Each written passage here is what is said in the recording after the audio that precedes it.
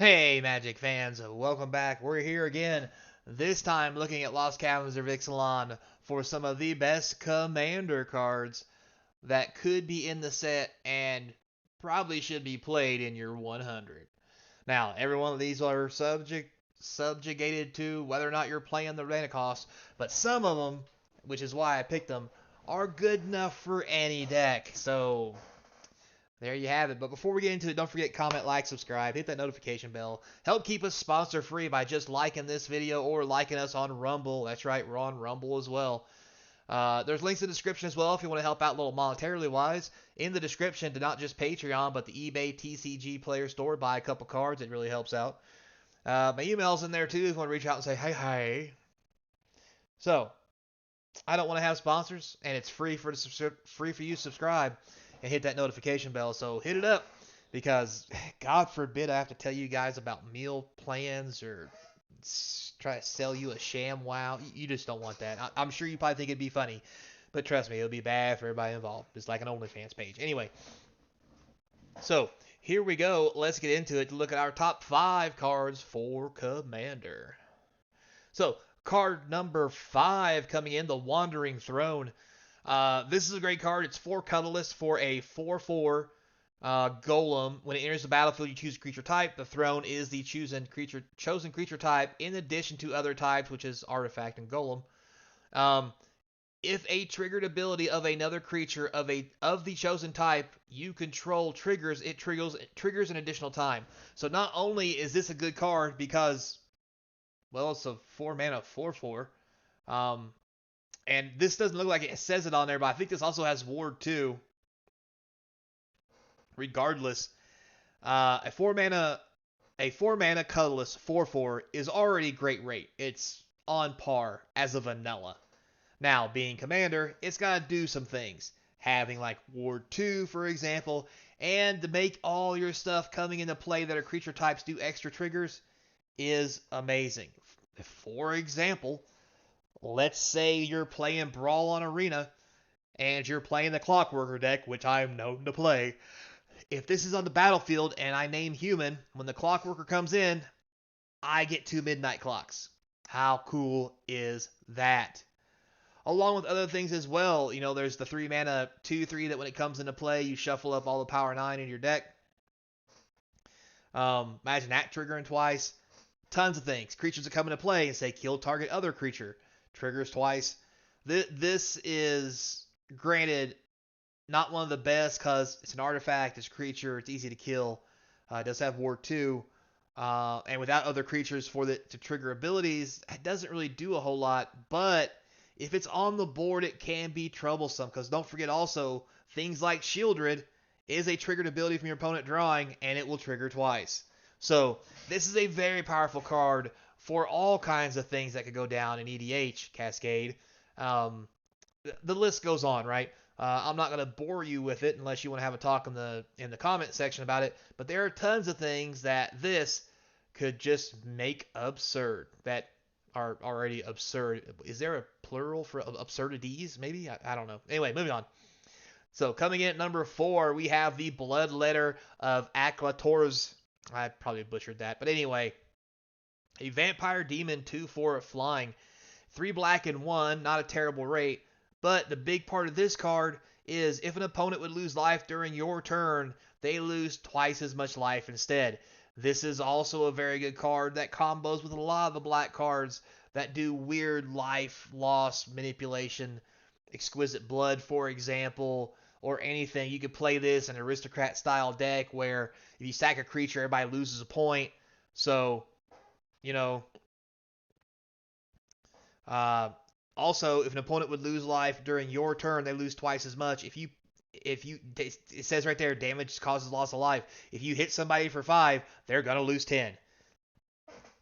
Yes, it's only during your turn, but this is a black version of the red spell that makes everything do twice as much damage. It just only works on your turn, and it's only for your stuff. Like if you're the red one, which is the exact same mana cost, but it's an enchantment, and I forget what it's called now.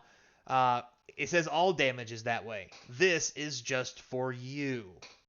So this is going to be a big player and see lots of insertion into EDH in any deck that's black. So moving on, next we have number 3. That's right, it's back again. Like a bad penny, Molten Collapse.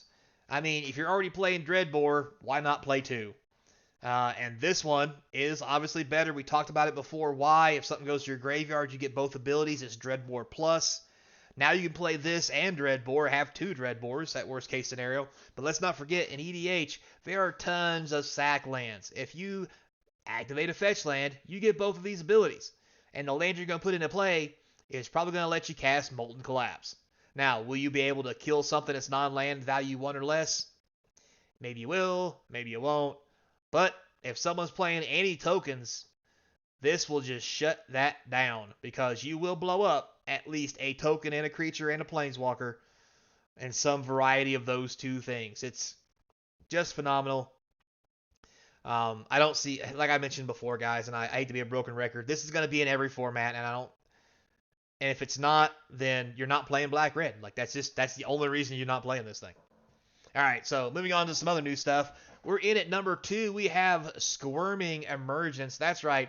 It's tentacles for everybody. Like a hentai. Green, black, and 1 sorcery. Has Fathomless Descent. Return to the battlefield.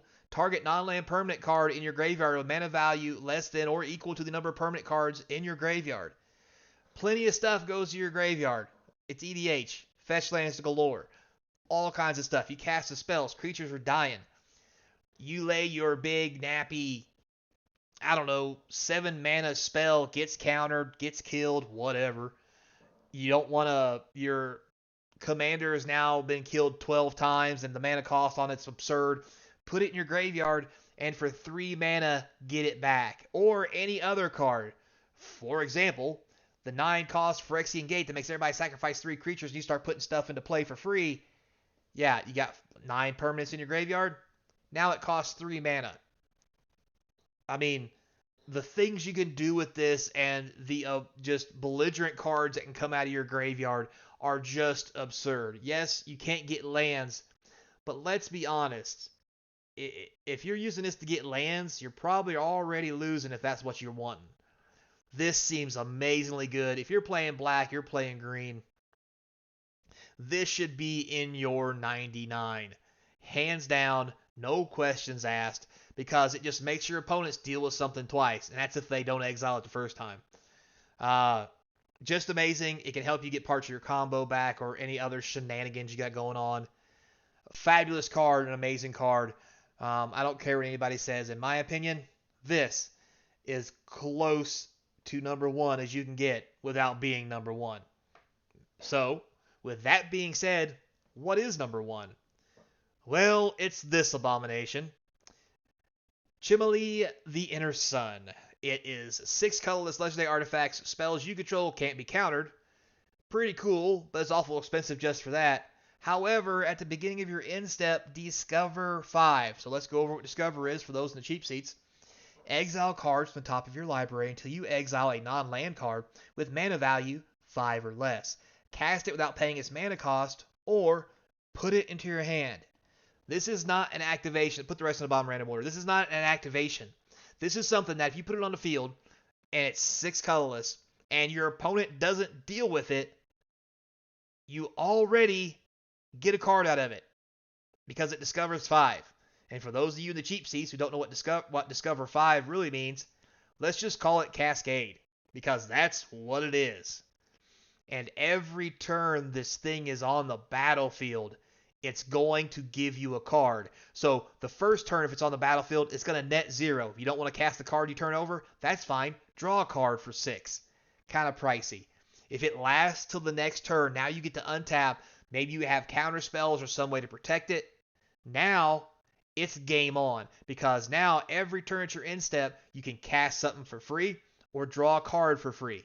And once you draw your second card, 6 mana draw 2 on colorless isn't bad. The first time you cast something for 5, you've now drawn a card and cast something for 5.